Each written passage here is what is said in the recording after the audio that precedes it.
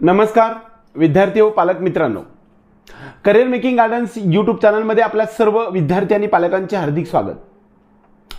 नीट UG 2024चा result आपल्याला 14 जून 2024 रोजी लागणार आहे. वास्तविक पाहता 5 मे रोजी झालेल्या परीक्षेचा जे काही OMR सीट, रेकॉर्डेड रिस्पॉन्सेस आणि ऑफिशियल आन्सर की ही आपल्याला 29 तारखेला सकाळी आपल्याला मिळालेलं आहे. 30 तारखेला सकाळी आपल्याला हातात मिळालेलं आहे. 31 तारखेच्या संध्याकाळी 11:30 वाजेपर्यंत आपल्याला त्याच्यावर चॅलेंज करता येत होतं. 31 तारीख संपून गेली. काल 1 आणि 2 दिवस अगदी चांगले वेळ NTA ला मिळालेला आहे. नीटचा रिझल्ट 14 जून रोजी लागणार नाही मित्रांनो. 100% मी आज सांगतो की तुमचा रिझल्ट आपल्याला दरम्यान 6 तारखेपासून 9 तारखेपर्यंत लागेल. कदाचित जो काही NTA ने रिझल्ट डिक्लेअर केलेला होता तो 14 जून रोजी आम्ही रिझल्ट लावू असं एक टेंटेटिव्ह डेट दिली होती की जी यावर्षी पहिल्यांदाच दिलेली होती.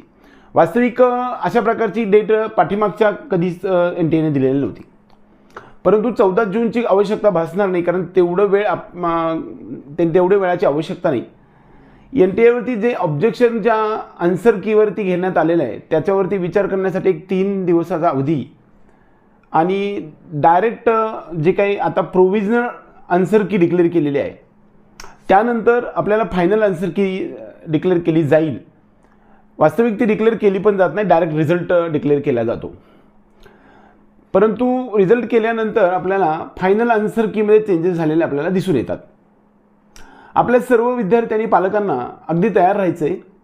त्यामधलं आज महत्त्वाचं बऱ्याच वेळा डॉक्युमेंट्सची आता सध्याच्या मी त्याला काय तयारी करायला पाहिजे तर डॉक्युमेंटची लिस्ट तयार करायला पाहिजे. त्यामधलं बरेचसे काही गोष्टी आहेत. त्यातलं मी एक आज डॉक्युमेंट हातात घेतो आहे ते म्हणजे गॅप सर्टिफिकेट.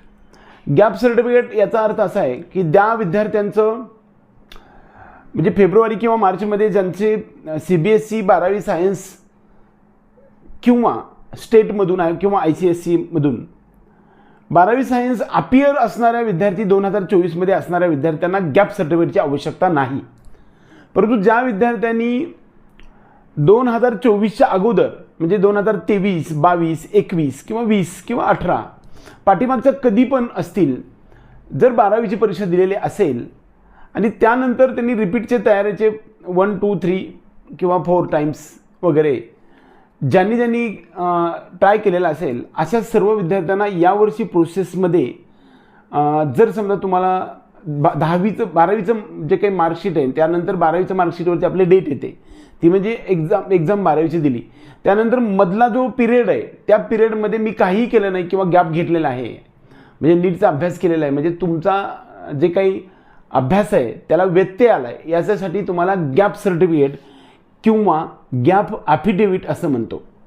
हे 100 रुपयाच्या जे काही नॉन ज्युडिशरी स्टॅम्प आहे त्या स्टॅम्पवरती तुम्ही हे गॅप प्रमाणपत्र काढायचं आहे.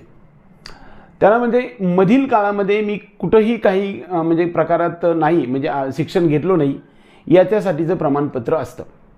हे प्रमाणपत्र मराठी किंवा इतर भाषेमध्ये किंवा इंग्लिशमध्ये सुद्धा अवेलेबल असतं. शक्यतो हे गॅप प्रमाणपत्र इंग्लिश भाषेमध्ये करावं म्हणजे जेणेकरून इतर राज्यामधल्या प्रोसेसमध्ये सुद्धा तुम्हाला उपयोगी येते.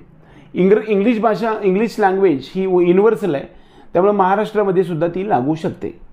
कदाचित मराठी भाषेमध्ये ज्या विद्यार्थ्यांनी काढलेलं आहे अशा विद्यार्थ्यांना सुद्धा महाराष्ट्रातल्या ॲडमिशनमध्ये काही आवश्यकता म्हणजे काही अडचण येणार नाही. त्याचबरोबर इतर राज्यातल्या सुद्धा कॉलेजमध्ये ॲडमिशन घेताना तुम्हाला गॅप सर्टिफिकेट तुमच्या भाषेत मराठी भाषेत असलेल्याचं काही अडचण येत नाही. पण तरीसुद्धा आपण शक्यतो इंग्लिश भाषेमधून करायला पाहिजे असं आहे.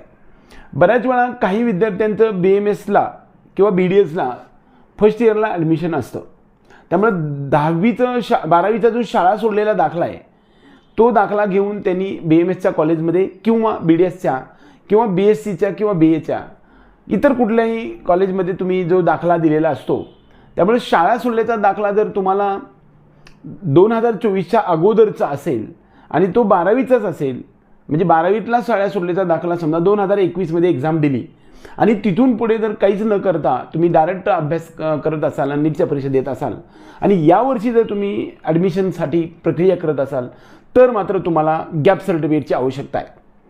परंतु ज्या विद्यार्थ्यांचं म्हणजे ॲडमिशन त्यांनी BAला किंवा BAMSला घेतलेलं आहे त्यांच्याकडे 12वी नंतरचा शाळा सोडल्याचा दाखला नाही, अशा विद्यार्थ्यांना ज्या ठिकाणी त्यांनी म्हणजे करत आहे शिक्षण तिथलं जर प्रमाणपत्र तुम्हाला मिळत असेल म्हणजे शाळा सोडल्याचा दाखला तिकडूनच घ्यावा लागेल किंवा कदाचित त्या ठिकाणी तुम्हाला देणं शक्य नसेल.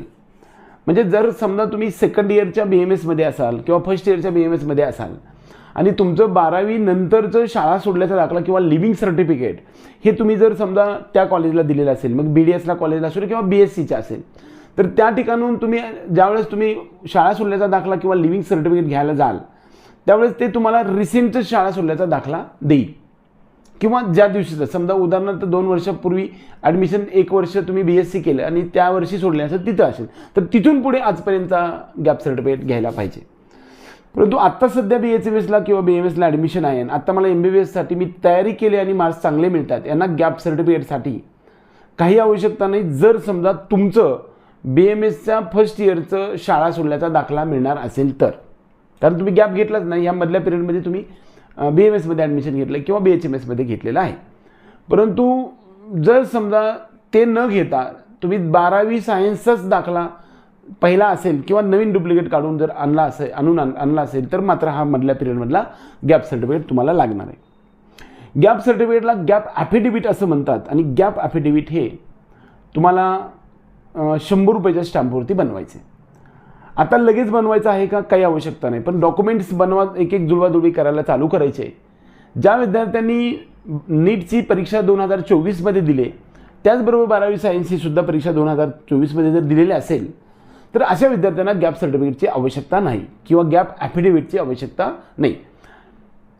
मग त्यांनी काही करण्याची आवश्यकता नाही. हे कधी लागू शकतं किंवा CET सेल किंवा महाराष्ट्र स्टेट काउन्सिलिंग प्रोसेस किंवा ऑल इंडियाच्या जी काही MCC थ्रू चालणाऱ्या प्रोसेसमध्ये आपल्याला ॲडमिशन घेत असताना गॅप सर्टिफिकेट अपलोड करावं लागतं का, तर 100% लागत नाही.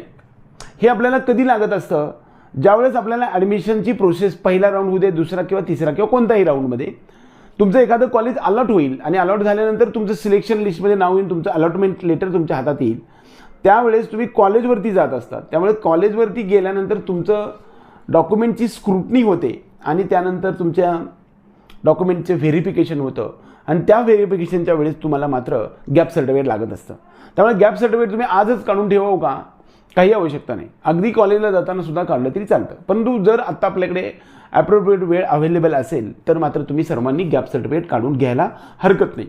एकंदरीत गॅप ॲफिडेविटच्या संदर्भामध्ये एकंदरीत सर्व इन्फॉर्मेशन देण्याचा आपण जो प्रयत्न केलेला आहे, हा आवडला तर आपल्या व्हिडिओला लाईक करा, त्याचबरोबर आपल्या चॅनलला सबस्क्राईब करा आणि बेल आयकॉन दाबा की जेणेकरून आपल्या सर्वांना आपल्या अशाच प्रकारच्या लेटेस्ट अपडेट तुमच्यापर्यंत आम्ही देण्याचा प्रयत्न करू. एवढंच या निमित्ताने संवादाचा व्हिडिओ संपूया. जय हिंद, जय महाराष्ट्र.